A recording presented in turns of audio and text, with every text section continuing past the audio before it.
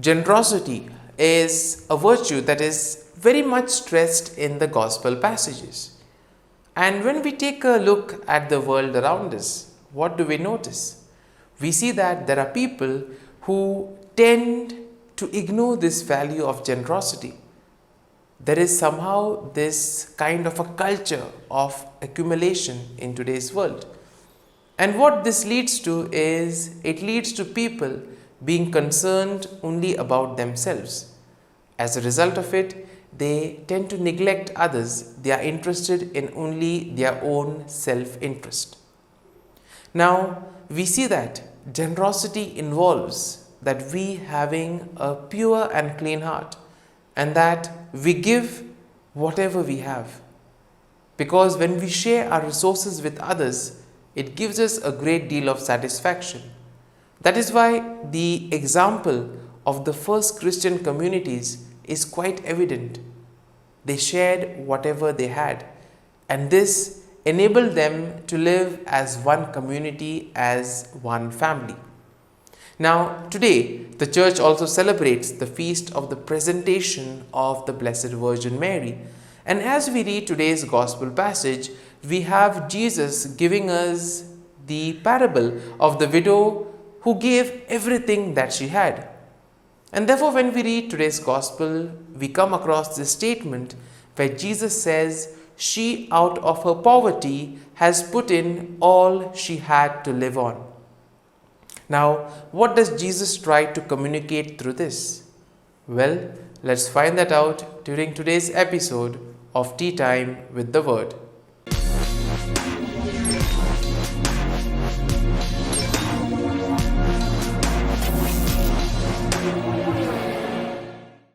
But before we can begin our reflection, let us take a look at the readings for Monday in the 34th week in Ordinary Time.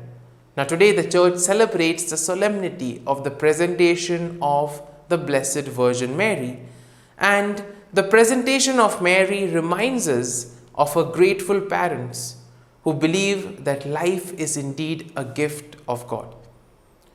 Now, before we can begin our reflection, we can take a look at a small example.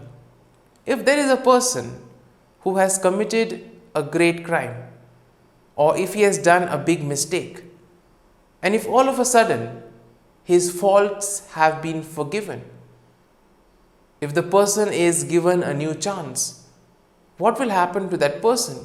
We see that the person will be ever so grateful to whoever has forgiven him, whoever has given him a new lease of life. And that is exactly what should be our attitude when it comes to Jesus. Now, Jesus has, in a way, erased all our debts, all our sins he has taken on his shoulders and has given us a new lease of life. But unfortunately, we see that we tend to follow the ways of the world, which are completely different to that of the kingdom. And as a result of it, we tend to accumulate more and more sin into our own account. Now, when we take a look at today's gospel passage, we see that Jesus tries to emphasize the whole aspect of generosity by giving the example of a poor widow. Now, in the gospel, Jesus, taking the example of the poor widow, highlights the nobility of giving out of poverty and not out of surplus. Now, in today's world, we see that very often when people tend to give, it is either with some kind of hidden agenda or motive.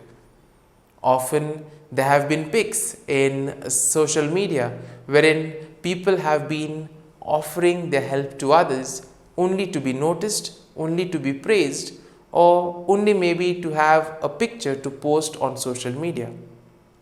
Now, when charity, when we tend to be generous with all these aspects and with all these intentions in mind, we realize that the whole purpose of doing that good act gets defeated.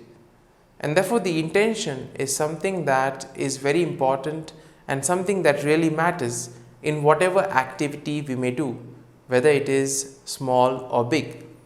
Now, from this gospel passage, we could draw three basic lessons. First and foremost, we see that being poor in the biblical sense is to experience that all things are gifts from God. When a person has such an outlook, one cannot but be grateful. We see that the poor widow in today's gospel passage represents such a person. She inspires us to be like her because she depended on God for everything. Sometimes, because of our ego, because of our pride, we tend to feel that we can do everything on our own, and by doing this, we tend to create a divide between us and the Lord. The next important value that today's gospel will teach us is that of trust, and this basically flows from the first point, that one who has had an experience of the goodness of God cannot but trust in Him.